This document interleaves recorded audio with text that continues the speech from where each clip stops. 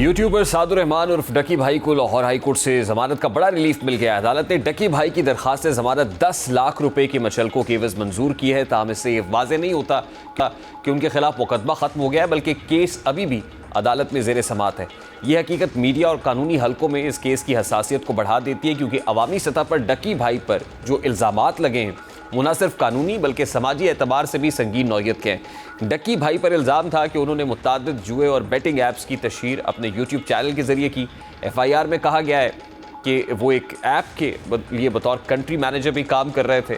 مقدمے کے سلسلے میں ان کے اکاؤنٹ سے حاصل ہونے والی 27 ویڈیوز کے لنکس بھی شامل کیے گئے ہیں، جن میں سے کئی اب موجود نہیں ہیں، لیکن یہ مواد عدالتی تحقیقات کے لیے اہم شواہد کے طور پر استعمال ہوا۔ عوام کی جانب سے لگایا گیا دعویٰ یہ ہے کہ ڈکی بھائی کی تشہیر کے باعث عام افراد نے اپنی محنت کی کمائی ان ایپس میں لگائی اور مالی نقصان اٹھایا، جس سے معاملے کی سنجیدگی مزید بڑھ جاتی ہے۔ اس کیس کی قانونی بنیادیں بھی پیچیدہ ہیں۔ ڈکی بھائی پر الیکٹرانک جرائم کی روک تھام کے قانون 2016 کی دفعات، جن میں الیکٹرانک جعلسازی، فراڈ، اسی طرح جیسی دفعات شامل ہیں۔ اس کے علاوہ پاکستان پینل کوڈ کی دفعات B 294 اور 420 کے تحت بھی مقدمہ درج کیا گیا۔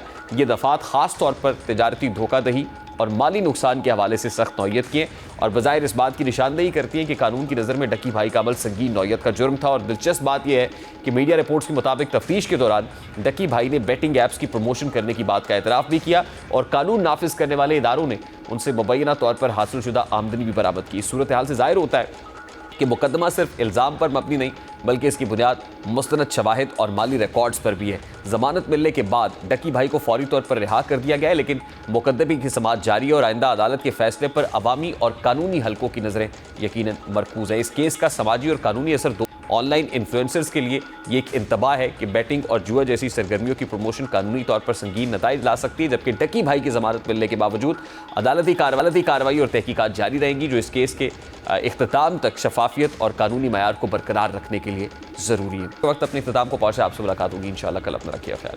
اللہ حافظ۔